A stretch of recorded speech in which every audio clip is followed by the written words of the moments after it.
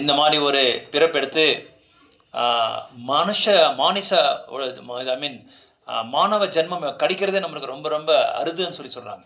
பகுனாம் ஜென்மனாமந்தே ஞானவான் மாம் பிரபத்தியந்தே வாசுதேவ சர்வமிதிம் சமஹாத்மா சுதுர்லபா அப்படின்னு சொல்கிறாங்க. எத்தனையோ பிறப்பு எடுத்திருக்கோம் நம்ம எல்லாருமே. எடுத்து அப்புறம் பகவான் தான் இது எல்லாத்துக்குமே காரணம் அப்படின்னு சொல்லி நம்ம புரிஞ்சுக்கிறதுக்கு பல பிறப்புகளாக இருக்குது.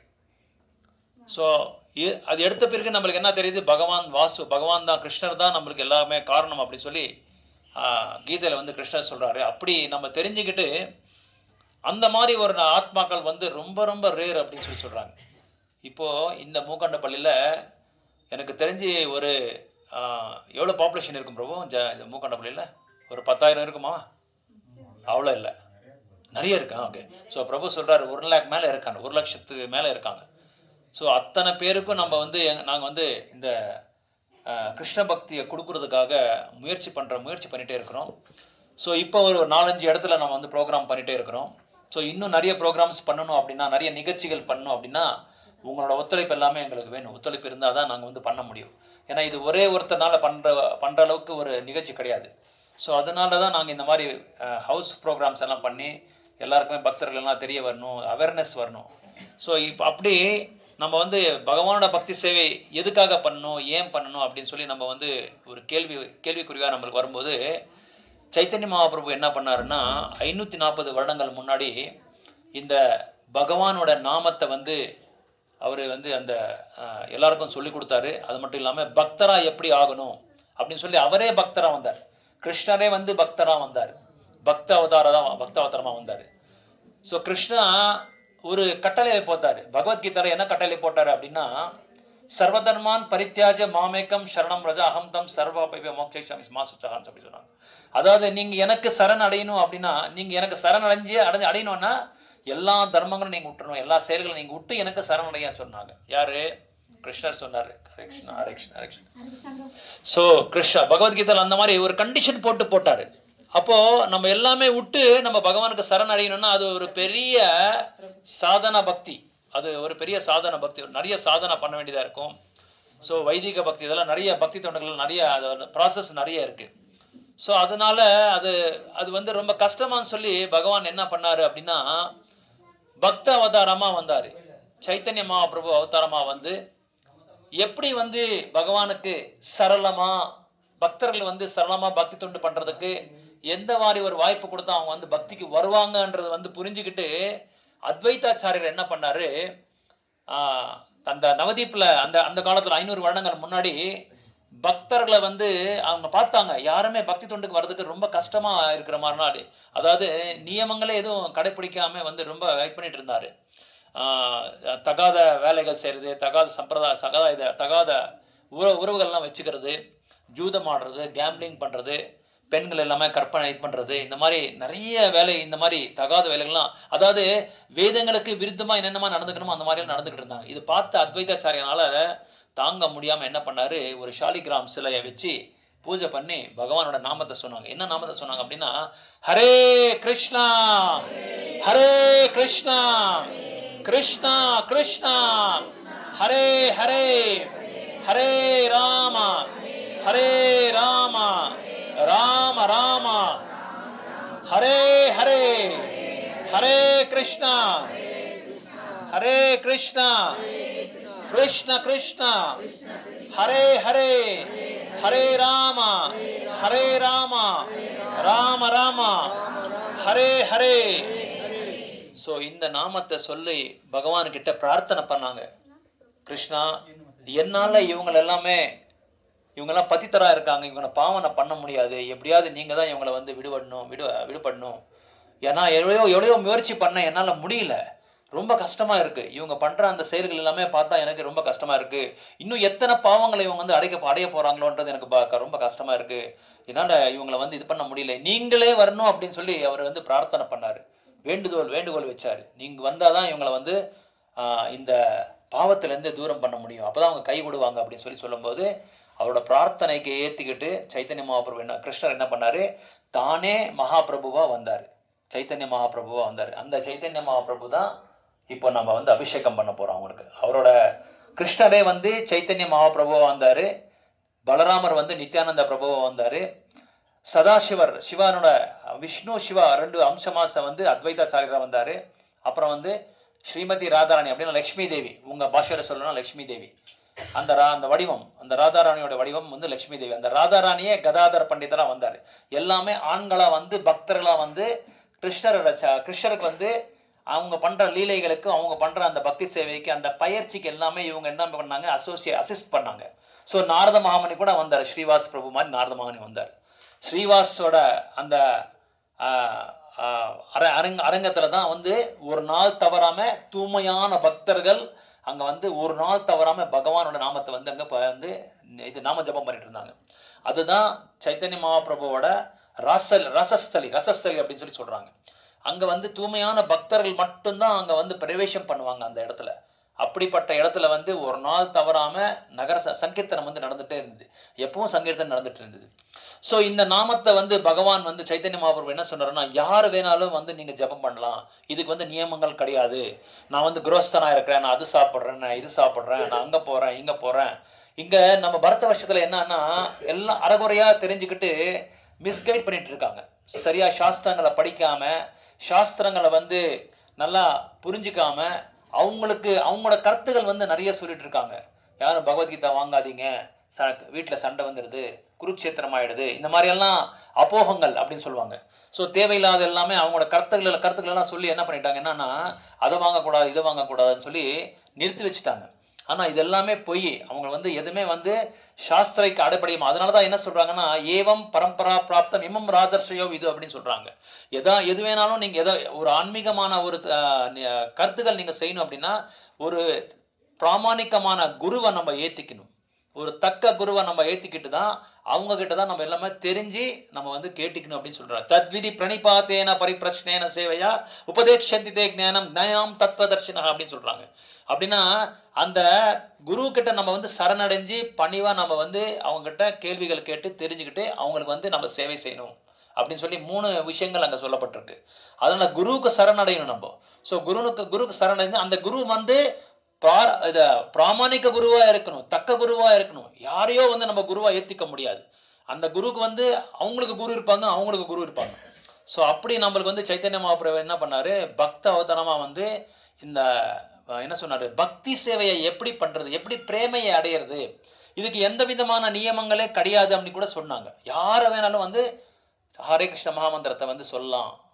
இந்த இதுக்கு நியமங்கள் கிடையாது. நிறைய பேர் என்ன பண்ணாங்க, நீங்க மந்திரம் சொல்லக்கூடாது, அந்த ஜாதிக்காரங்க சொல்லக்கூடாது, இந்த ஜாதிக்காரங்க சொல்ல, நீங்க கோயிலுக்கு வரக்கூடாது, அவங்க கோயிலுக்கு வரக்கூடாது, பல நியமங்கள் எல்லாம் போட்டு பக்தர்களை வந்து வராமே பண்ணிட்டாங்க. அதுக்கு தகுந்த மாதிரி நம்ம நவீன சமுதாயத்துல இன்னும் மோசமா இருக்கு. ஸோ அதனால நம்ம எதுவுமே அதை வந்து ஏத்திக்காம, பக்தர்கள் என்ன சொல்றாங்க, தூய்மையான பக்தர்கள், பாரம்பரியத்தில் வர பக்தர்கள் என்ன சொல்றாங்க, குரு சிஷ்ய பரம்பரை என்ன சொல்றாங்க, அதை தான் நம்ம வந்து ஏத்திக்கணுமே தவிர மற்றவங்க சொல்றது அதெல்லாமே அவங்களுக்கு தெரியாம சொல்றாங்க. அதாவது பிரபுபா சொல்றாரு, it is not proper source of information அப்படின்னு சொல்றாங்க. ஸோ அதனால நம்ம வந்து இந்த கலியுகத்தை இது சொல்லணும்னா நிறைய விஷயங்கள் இருக்கு. மகாபிரபு பத்தி நிறைய விஷயங்கள் சொல்லலாம், கலியுகத்தை பத்தி நிறைய விஷயங்கள் சொல்லலாம்.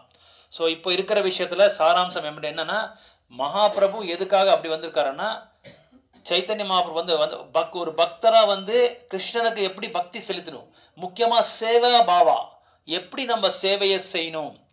சேவை பண்றதுனால நம்ம என்ன ஆகிறோம்னா, நாளைக்கு நம்ம இதயம் வந்து தூய்மை ஆயிட்டே இருக்கும். அதாவது நம்ம இதயத்துல வந்து நிறைய அனர்த்தங்கள் இருக்கு, நிறைய அனர்த்தங்கள். அந்த அனர்த்தங்கள் எல்லாமே போகணும்னா அவ்வளோ ஈஸியா போகாது. அதனால நாமத்தை சொல்ல சொல்ல சொல்ல என்ன ஆகுது, ரொம்ப சரளமா நம்ம வந்து அதை வந்து கை விட்டுறலாம். அதனால இந்த நாமம் சொல்றதுக்கு யாருக்கு எந்த விதமான நியமங்களும் கிடையாது. பிரபு நாங்கள் அது சாப்பிட்றோம் சொல்லாமா, நாங்கள் இது யார் எது வேணாலும் நீங்கள் சாப்பிடுங்க, பரவாயில்ல, தப்பில்லை. ஆனால் நியமங்களை பற்றி நீங்கள் நாமத்தை மட்டும் சொன்னால் போதும். ஏன்னா நாம சொல்ல சொல்ல நீங்கள் அதை விட அவசியமே இல்லை, நீங்கள் தானாக விட்டுருவீங்க. அந்த நாமத்தில் அந்த வலிமையான ஒரு சக்தி இருக்கு, வலிமையான ஒரு மகிமை இருக்கு. அந்த நாமந்தான் சைத்தன்ய மகாபிரபு நம்மளுக்கு எல்லாருக்குமே கொடுத்துருக்காரு. பகவானே சாட்சாத் பகவானே வந்து சொல்லியிருக்காரு. அப்ப கூட நம்ம மக்கள் வந்து ஏத்திக்க மாட்டேன்றாங்க. ஸோ அந்த நாமம் தான் ஹரே கிருஷ்ணா. எல்லாருமே சொல்லுங்க, ஹரே கிருஷ்ணா ஹரே கிருஷ்ணா கிருஷ்ண கிருஷ்ணா ஹரே ஹரே, ஹரே ராம ராம ராம ஹரே ஹரே. ஹரே கிருஷ்ணா ஹரே கிருஷ்ணா கிருஷ்ண கிருஷ்ணா ஹரே ஹரே ராம ஹரே ராம ராம ராம ஹரே ஹரே ஹரே கிருஷ்ணா கிருஷ்ண கிருஷ்ணா ஹரே ஹரே ஹரே ராம ராம ராம ஹரே ஹரே ஹரே கிருஷ்ணா கிருஷ்ண கிருஷ்ணா ஹரே ஹரே ஹரே ராம ராம ராம ஹரே ஹரே ஹரே கிருஷ்ணா கிருஷ்ண கிருஷ்ணா ஹரே ஹரே ஹரே ராம ராம ராம ஹரே. 1486 ஆண்டு பகவான் கிருஷ்ணர் வந்து சைத்தன்ய மகாபிரபுவா பால்குண மாசத்துல பௌர்ணமி நாள் வந்து அவர் தோன்றினார். எங்கன்னா வெஸ்ட் பெங்கால் அப்படின்னு சொல்கிறாங்க. வடக்கு மேற்கு வங்காளம். அந்த மேற்கு வங்காளத்தில் இப்போது அட் ப்ரெசென்ட் வந்து பங்களாதேஷ் அந்த இடத்துல தான் ஜெகநாத் மிஸ்ரான்ற ஒரு தகப்பனாருக்கும் அப்புறம் வந்து சச்சி மாதா அப்படின்ற தாயாருக்கு வந்து அவங்க வந்து பிறப்பெடுத்தார். அப்படி எடுக்கும்போது ஸோ அப்படி போங்க. ஸோ அவங்களுக்கு பிறப்பெடுத்து அவரோட கோல்டன் அவதார் அப்படின்னு கோல்டன் அந்த அதாவது தங்கமான ஒரு கலரில் வந்து அந்த வெண்மையில் அவர் வந்தார் சைத்தன்ய மகாபிரபு. அவருக்கு பேர் தான் கௌரங்கா அப்படின்னு சொல்லி பேர் சொல்கிறாங்க. கௌரங்கா அப்படின்னா இப்போ நம்ம கோல்டை வந்து கரைச்சா எந்த கலர் வருமோ அந்த கலரில் தான் அவர் வந்தார். ஏன்னா பகவான் வந்து ஷாம ரூபத்தில் தான் இப்போ இருப்பார். ஆனால் இந்த ஒரு கலியுகத்தில் என்ன பண்ணார், கோல்டன் அவதாரத்தில் அவர் வந்தார். ஸோ இது எப்படின்னா கிருஷ்ணரும் ராதாராணியும் சேர்ந்து ஒரே ஒரு உருவத்தில் வந்திருக்கார். அதாவது கிருஷ்ணரே ராதாராணி 2 பேரும் ஒன்று தான், இருந்தாலும் இந்த ஒரு கலியுகத்தில் என்ன பண்ணார், 2 பேரும் சேர்ந்து ராதாராணியோட தூய்மையான பக்தி தொண்டையை வந்து எப்படியெல்லாம் இருக்குன்றது அனுபவிக்கிறதுக்காகவே அவர் வந்தார். அது வந்து வந்தார். அவர் வந்ததுக்கு நிறைய காரணங்கள் இருக்குது. ஒரு காரணம் வந்து பகவானோட பக்தி பிரேமையை வந்து எப்படி அடையணும்னு சொல்லி ஒரு காரணம். 2வது வந்து ஸ்ரீமதி ராதாராணி வந்து தூய்மையான பக்தர். அவர் டாப் மோஸ்ட் பக்தி. அவருக்கு மேலே அவருக்கு அப்பாற்பட்டவர் யாருமே கிடையாது, எந்த பக்தரும் கிடையாது. அந்த பக்தி தொண்டையை வந்து அவர் எப்படியெல்லாம் பண்ணுறாரு, எப்படி மாதுரியமாக இருக்குன்றது ரசிக்கிறதுக்காகவே அவர் வந்தாங்க. அதுக்கு தான் அவருக்கு இன்னொரு பேர் ரசிக்க சேகர் அப்படின்னு சொல்லி பேர் கிருஷ்ணருக்கு. என்ன பேர்? ரசிக்க சேகர். இப்போ நம்ம கூட ஏதாவது ஒரு நல்ல ஹாஸ்யமாக இருந்தால் எவ்வளோ ரசிப்போம் இல்லையா? நம்ம எவ்வளோ நல்லா இருக்குப்பா, சிரிச்சுட்டே இருப்போம். அது வயிறு புண்ணாகிற வரைக்கும் சிரிச்சுட்டே இருப்போம். அதுக்கு என்ன பேர்னா ரசிக்கிறது. அதான் அந்த ரசிக்கிற அந்த தன்மை வந்து பகவானுக்கு இருக்கிறதுனால தான் நம்மளுக்கு அந்த தன்மை இருக்குது. அதனால அவருக்கு ரசிக்க சேகர் அப்படின்னு சொல்லி சொல்கிறாங்க. ஸோ இப்படி பல காரணங்கள்னால இந்த மகாபிரபு வந்து இந்த மாதிரி அவதாரம் எடுத்தார் வெஸ்ட் பெங்காலில். அந்த மாதிரி எடுத்து அப்புறம் அவரோட என்ன பண்ணார், அவரோட பால்ய லீலையில் ஒரு 10 நிமிஷம் சொல்லி நான் முடிச்சிடுறேன். அவரோட பால்ய லீலை அவருக்கு என்ன பண்ணாருன்னா, அவர் தர்க்க ஆர்குமெண்ட் பண்ணுறது, எல்லாருக்கிட்டையும் ஆர்குமெண்ட் பண்ணி அவரை போகிற வரவங்களெல்லாம் கூப்பிடுறாங்க. அதாவது அந்த காலத்தில் குருகுல் அப்படி தான் இருக்கும், நம்ம மாதிரி ஸ்கூல்ஸ் எல்லாம் கிடையாது. இன்டர்நேஷ்னல் ஸ்கூல்ஸு சிபிஎஸ்சி அந்த மாதிரிலாம் ஸ்கூல் கிடையாது. ஒரு குருகுலத்துக்கு போவாங்க, அந்த குருகுலத்தில் ஒரு குரு வந்து ஏற்றிக்கிறாங்க, அவங்க கொடுக்குற வகுப்பு எல்லாமே எடுத்துக்குவாங்க. அப்படி இவங்க போய் அந்த குருக்கே அவர் வந்து ஆர்குமெண்ட் பண்ணி அவரை வந்து அவர் சொல்கிறது வந்து தப்புன்னு சொல்லிட்டு இருந்தார். அது மட்டும் இல்லாமல் அந்த குருநாதர் ஏதாவது வந்து எழுதி ஒரு ஹோம்ஒர்க் கொடுத்தா ஒரு மாணவர்களுக்கு அது எழுதிட்டு வந்து போகும்போது அவங்கள கூப்பிடுவாங்க. ஒரு பையனை கூப்பிட்டு என்னப்பா என்ன எழுதிருக்கிற காமிப்பான்னு சொல்லி அவர்கிட்ட வாங்கி அதை படித்து இது எழுதிருக்கிறது நீ தப்புன்னு சொல்லி அவர் ஒரு கருத்தை கொடுத்து சொல்லுவார். இப்படி அவர் அதோட பாலியலில் ஃபுல்லு என்ன பண்ணுவாருன்னா மாணவர்கள்கிட்ட வந்து தர்க்கம் பண்ணுறது, அப்புறம் வந்து கங்கை நதி கிட்ட போய் என்ன பண்ணுறது, இந்த புரோகிதர் வாத்தியார்கள்னு சொல்லுவாங்க இல்லையா, இந்த புரோகிதர் எல்லாமே அங்கே குளிக்க போவாங்க. அப்போ அவங்க குடிமை எல்லாமே குடிமை விட்டுருப்பாங்க. ஒரு குடுமை எடுத்து இன்னும் ஒரு ஐயர் குடுமை இன்னொரு ஐயர் குடுமை வந்து அப்படியே கட்டி விட்டுறது. இதெல்லாமே லீலைகள், பகவானோட லீலைகள். கிருஷ்ணர் எப்படி பண்ணாரோ விருந்தாவனத்தில் அதே மாதிரி லீலைகள் சைத்தன்ய மகாபிரபு கூட பண்ணியிருக்காரு. அப்போ பொறுக்கும்போது அவரு தோண்டும் போது என்ன பண்ணாரு, எல்லாருக்கிட்டையும் எல்லாரோட வாயால் என்ன பண்ணாரு, பகவானோட நாமத்தை சொல்ல வச்சாங்க. அந்த அழுந்துட்டே இருந்தாங்க, தோண்டினவனே அழுந்துட்டே இருந்தாங்க. அழுவ என்ன பண்ணாங்க, யாருக்குமே எப்படி சமாதானப்படுத்துறதுன்னே புரியல. அப்போ என்ன பண்ணாங்க, யாருக்கா தெரியுமா என்ன பண்ணாங்க? எல்லாருமே அங்க இருக்கிறவங்க சச்சி மாத்தவங்க என்ன பண்ணாங்க, ஹரே கிருஷ்ணா ஹரே கிருஷ்ணா கிருஷ்ண கிருஷ்ணா ஹரே ஹரே ஹரே ராமா ராம ராமா ஹரே கிருஷ்ணா கிருஷ்ண கிருஷ்ண ஹரே ஹரே ஹரே ராம ஹரே ராம ராம ராம ஹரே ஹரே. இப்படி பாட என்ன பண்ணாங்க, அளவுக்கு ஸ்டாப் பண்ணிட்டாங்க. அப்போ என்ன அர்த்தம், நம்ம எல்லாம் என்ன பண்ணோம், அப்போ பகவானோட நாமத்தை சொல்லணுன்ற விருப்பம் மகாபிரபுக்கு இருந்தது. அதை விட்டு நம்ம என்ன பண்றோம், ஓடுறோம். நாமத்தை சொல்ல முடியாது, நாமத்தை சொல்ல முடியாது. அந்த காலத்துல இப்போ கூட 64 ரவுண்டு சொல்றதுக்கு ரெடியா இருக்காங்க. 64 ரவுண்டுனா 8 மணி நேரம் ஆகும். 8 மணி நேரம். ஆனா அந்த அளவுக்கு நம்ம எல்லாம் பண்ண தேவையில்லை. ஏன்னா நம்ம எல்லாமே இல்லர் வாசிகள். அவங்க பிரம்மச்சாரிஸ், சன்னியாசிஸ், அவங்க இப்போ குரோஸ்தாஸ் கூட எங்க இதுல பண்றாங்க. ஆனா அந்த அளவுக்கு நம்ம போக அளவுக்கு தேவையில்லை. நம்மனால எவ்வளவு பண்ண முடியுமோ அவ்வளவு சொன்னா போதும். வீட்டில் இருந்துட்டு நம்ம சமையல் பண்ணிட்டு ஆஃபீஸுக்கு போயிட்டு என்னென்ன வேலை இருக்கோ எல்லா வேலையும் நம்ம செஞ்சுட்டு, அந்த வேலையே நம்ம பெரிய விஷயமா நம்ம எடுத்துக்க கூடாது. அங்கே போகும்போது அந்த வேலையை செய்யணும். போகும்போது அங்கே வேலையை செய்யணும். மற்ற சமயத்தில் நம்ம என்ன செய்யணும், சனிக்கிழமையோ ஞாயிற்றுக்கிழமையோ அட்லீஸ்ட் 1 hour 2 hours வந்து பக்தர்கள் கூட நம்ம வந்து என்ன பண்ணணும், சாங்கித்யம் எடுத்துக்கணும். ஏன்னா இப்போ இருக்கிற கலியுகம் எப்படின்னா, we are walking on the edge of the knife. அந்த கத்தி எப்படி இருக்கோ அது மேலே நடந்துட்டு இருக்கோம். நம்ம எல்லாருக்குமே தெரியாது நம்மளுக்கு என்ன நோய் இருக்குன்றது தெரியாம நம்ம இது பண்ணிட்டு இருக்கோம். அதனால அதுவும் நம்ம பேலன்ஸ் பண்ணணும், இதுவும் நம்ம பேலன்ஸ் பண்ணணும். ரெண்டுமே நம்ம பேலன்ஸ் பண்ணி தான் நம்ம போகணும். என்ன சார் இது நீங்க அது எல்லாம் விட்டுட்டு எங்க பக்திக்கு மட்டும் பண்ணுங்க அப்படின்னு சொல்லி நாங்கள் யாருக்குமே சொல்றது இல்லை, சொல்லவும் கூடாது. எப்படி பண்ண முடியும்? எனக்கு குழந்தைகள் இருக்காங்க, மனைவி இருக்காங்க, புருஷன் இருக்காங்க. இதெல்லாம் நம்ம வந்து நம்ம கூட வந்தவங்க இவங்கெல்லாம் நம்ம விட்டுறக்கூடாது. ஏன்னா அவங்களே நம்ம வந்து நேசிக்க தெரியாத நம்ம பகவானை நேசிக்க முடியாது. அவங்கள நேசிச்சு அந்த தன்மை இருந்தால் தான் நம்ம பகவானை நேசிக்க முடியும். ஏன்னா நேசிக்கிற தன்மையே இல்லைன்னா பகவானை எப்படி நம்ம நேசிக்கிறோம்? இப்படி வீட்டில் இருக்கிறவங்களாம் நம்ம வேத்துட்டே இருந்தா அப்போ அந்த தன்மை தான் நம்மளுக்கு வரும். அதனால we should have love and affection towards our family members. நம்ம ஃபேமிலி மெம்பர்ஸ் கிட்ட எப்படி நம்ம லவ் அண்ட் அஃபெக்ஷன் நம்ம காமிக்கிறோமோ அதே மாதிரி லவ் அண்ட் அஃபெக்ஷன் நம்ம பகவான் கிட்டையும் காமிக்கணும். ஏன்னா அவங்கள எப்படி வந்தாங்க நம்மளுக்கு எல்லாமே அவங்க கொடுத்த வரப்பிரசாதம் தான். இப்போ அவங்க இல்லைன்னா நம்ம வந்து இங்கே மாதிரி தைரியமாக நம்ம உட்காந்து எதுவும் பேச முடியாது, வாழ முடியாது, மொத்தமாக வாழ முடியாது. ஏன்னா ஜென்மா, மிருத்யு, ஜரா வியாதி, இந்த 4 தோஷங்கள், இந்த 4 வந்து நம்மளை வந்து என்ன பண்ணோம், பேய் மாதிரி நம்மளை பிடிச்சி நம்மளை வந்து விரட்டிட்டே இருக்கும். இதுல இருந்து நம்ம தப்பிக்கணும் அப்படின்னா பகவானோட நாமத்தை சொன்னாதான். அது ஒரே ஒரு ஔஷதம் தான், வேற எந்த ஔஷதமும் கிடையாது. ஸோ அதே நம்ம வந்து என்ன பண்ணோம், நம்ம குரோஸ்தராக இருக்கும்போது, இல்லர்வாசியாக இருக்கும்போது நம்ம வேலையை நம்ம பார்க்கணும். அதுக்கு தகுந்த மாதிரி இப்படி நம்ம இப்போ ஒரு ஐஏஎஸ் ஆஃபீஸர் பாருங்க, எத்தனை வேலையை பார்க்குறாங்க. சாதாரண நம்ம மாதிரி ஆள் தான் வரும், என்ன கொஞ்சம் படிச்சிருக்காரு அவ்வளோதான் அவர். அப்புறம் நீங்க பாருங்க, சாதாரணமாக இந்த வெளியே ரோட்ல வேலை செய்யறவங்களாம் பாருங்க, எத்தனை வேலையை பார்க்குறாங்க. மல்டி டாஸ்கிங், குழந்தைய பார்த்துக்கிறாங்க, ரோடு வேலை பார்க்குறாங்க, சமையல் பண்றாங்க. ஒரு அறிவு இல்லை அவங்களுக்கு, ஒரு வேதத்தை தெரியாது, இருந்தாலும் எல்லாமே மேனேஜ் பண்றாங்க. நம்மளுக்கு பகவான் என்ன பண்ணிருக்காங்க, எல்லா சௌகரியமும் நம்மளுக்கு கொடுத்துருக்காங்க. நம்ம என்னதுக்கு நம்ம எல்லா சௌகரியம் கொடுத்து நம்ம ஏன் வந்து அந்த இதை கடைப்பிடிக்க முடியாது? முடியும். நம்ம மைண்ட் மாதிரி நம்ம செட் பண்ணி வச்சிருக்கோம்.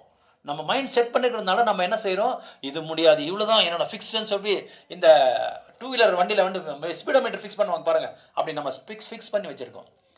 ஸோ நம்ம அதை ஃபேமிலியும் நம்ம பார்க்கணும், அதே மாதிரி பகவானுக்கும் நம்ம சேவை செய்யணும். ஏன்னா அவர் தான் நம்மளை காப்பாற்ற போறது. நம்ம உறவினர்கள் யாருமே நம்மளுக்கு ஆக போறது இல்லை. எல்லாருக்குமே நான் இந்த அனுபவம் இருக்குன்னு நினைக்கிறேன். ஆனா எல்லார் வீட்லயும் அப்படி இருக்காது, சில வீட்டில் அப்படி இப்படி ரெண்டுமே இருக்கும். அதனால நம்ம முழுக்க நம்ம அவங்க மேலதான் நம்ம ஆதாரப்பட்டிருக்கணும். அவங்கள ஆதாரப்பட்டா நம்மளுக்கு அடுத்த வாரிசை கூட அவங்களை காப்பாத்திடுவாங்க. அதான் சொல்றாங்க 9வது அத்தியாயத்துல கிருஷ்ணர் சொல்றாங்க, என்ன சொல்றாருன்னா, எனக்கு வந்து நீங்க நித்தியமா சேவை செஞ்சா, நித்தியமா நாமத்தை சொல்லிட்டு இருந்தா உங்க வாரிசை வந்து காப்பாற்றுற பொறுப்பு எந்த அப்படின்னு சொல்றாங்க, என்னோட பொறுப்பு. ஆனா நீங்க என்ன செய்யணும், நித்தியமா எனக்கு நாம சேவை செய்யணும், என்னோட பக்தர்களுக்கு சேவை செய்யணும், என்னோட நிகழ்ச்சிகளுக்கு வந்து நீங்க கலந்துக்கணும், என்னோட கோயிலுக்கு வந்து நீங்க சேவை தான் ரொம்ப இம்பார்ட்டன்ட்.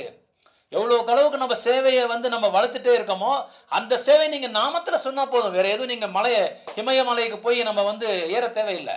இருக்கிற இடத்துல நீங்க எங்க இருக்கிறோம், ஸ்தானே ஸ்திதி, நீங்க எங்க இருக்கிறோம் அந்த இடத்துல நாமத்தை சொன்னா போதும்.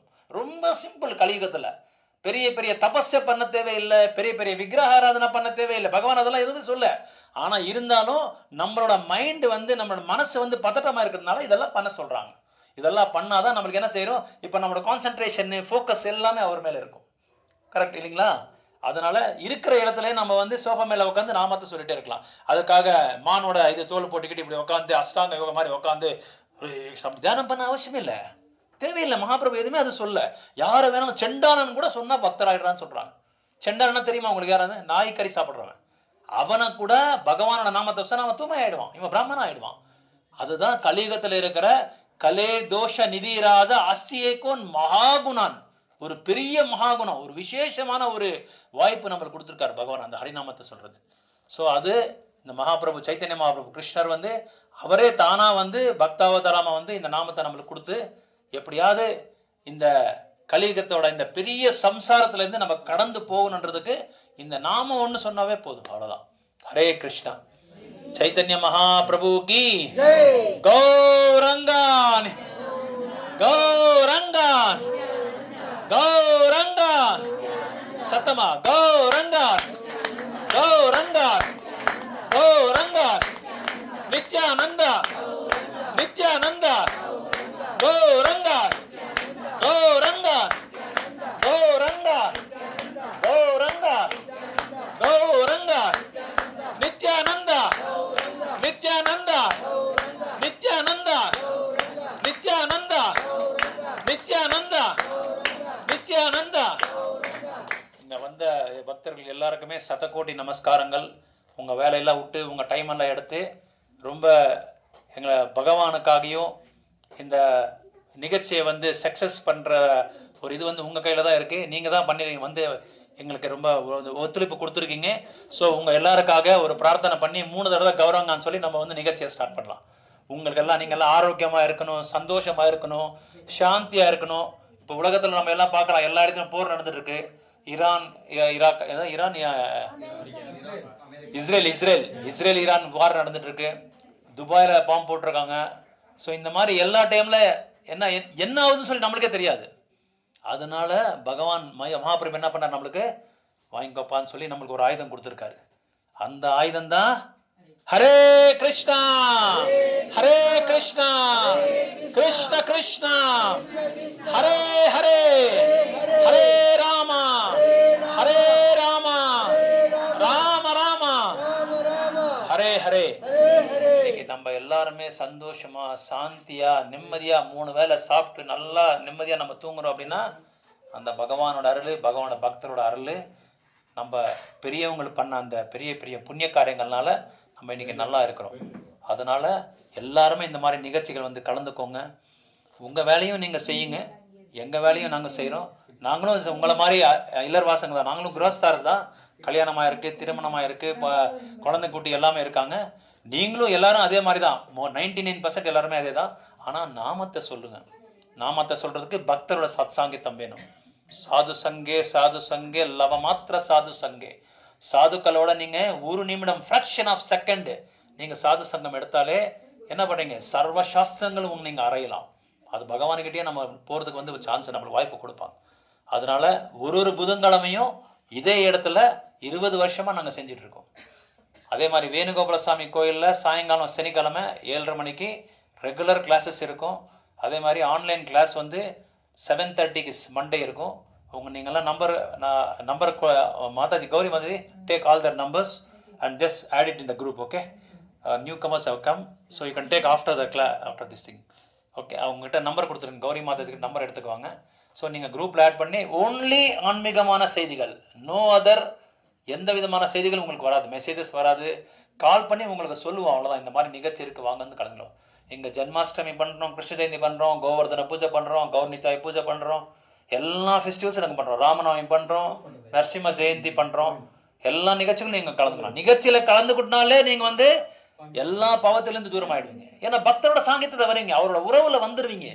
ஒரு பக்தரோட ஒரு பாருங்க, சைத்தன்ய மகாபிரபு பீரியட்ல ஒரு முஸ்லீம் வந்து ஸ்ரீவாஸ் பிரபு வந்து ரொம்ப க்ளோஸ் அசோசியேட் சைத்தன்ய மகாபிரபுக்கு. அவருக்கு அவர் வந்து ஹெல்ப் பண்ணிட்டு இருந்தார். அவருக்கு ஹெல்ப் பண்ணதுனால she got liberated. அப்போ கேட்டார் கேள்வி, என்ன மகாபிரபு நாங்கள் உங்கள் கூடியே இருக்கீங்க, அந்த சாதாரண ஒரு முஸ்லீமே அவங்களுக்கு வந்து நீங்கள் இது கொடுத்துருக்கீங்க, கருணை கொடுத்துருக்கீங்க அப்படின்னா, she is closely associated to Srivas பிரபு. நாரத முனிவர்கள் வந்து அவர் வந்து ரொம்ப நெருக்கமாக சேவை செய்கிறாங்க. பக்தர்களுக்கு வந்து யார் ஒருத்தர் நெருக்கமாக சேவை செய்கிறாங்களோ அப்போ என்ன ஆகும், பகவானுக்கு ரொம்ப சந்தோஷமாயிடும், ரொம்ப மிக மிக சந்தோஷமாயிடும். அவர் சொல்றாரு, எனக்கு வந்து நீங்க சேவை செய்யாதீங்க, என்னோட பக்தர்களை சேவை செய்யுங்க அப்படின்றாரு. நானே பக்தரோட ஆதீனத்துல இருக்கிறேன், அவரோட வசத்துல நான் இருக்கிறேன் அப்படின்னு சொல்றாரு. அப்ப தூய்மையான பக்தர்கள் நம்ம சேவை செஞ்சாலே பகவான் என்ன ஆயிடுறாரு, சந்தோஷம் ஆயிடுவார். அதனால நம்ம என்ன செய்யணும், பகவானோட நாமத்தை சொல்லி யார் பக்தி தொண்டு எல்லாம் பண்றாங்களோ அவங்களுக்கு வந்து நம்ம வந்து ஹெல்ப் பண்ணாலே நீங்க பக்தர் ஆயிடுவீங்க. நீங்க பக்தரான என்ன ஆவீங்க? உங்க வீட்டுல பிரகலாத் மகாராஜ் ஒருத்தர் தான் பக்தர். எல்லாமே அரக்கனோட வம்சம். அந்த அரக்கனோட வம்சம் என்ன ஆயிடுச்சு? எல்லாருக்குமே முக்தி. 19 ஜெனரேஷன்ஸ்க்கு முக்தி ஆயிடுச்சு. யாருனால? ஒருத்தர்னால. பிரகலாதர் என்ன பண்ணாரு? எதுவுமே பண்ணல. அவரு என்ன பண்ணாரு? நாராயணா நாராயணா நாராயணா, வேற எதுவுமே பண்ணல. எப்போதும் நாராயண ஸ்மரணலே இருந்தார். அவ்வளவுதான், முடிஞ்சது. எல்லாரும் 19 தலைமுறையும் வந்து என்ன ஆயிடுச்சு? they got liberated, வைகுண்டாக்கு போயிட்டார். ஹரே கிருஷ்ணா. ரொம்ப நன்றி. ஸோ இப்போ நம்ம வந்து நிகழ்ச்சியை ஸ்டார்ட் பண்ணலாம். பிரம்ம சமயத்தை ஸ்டார்ட் பண்ணுங்க வந்து. ஓகே. ஹரே கிருஷ்ணா.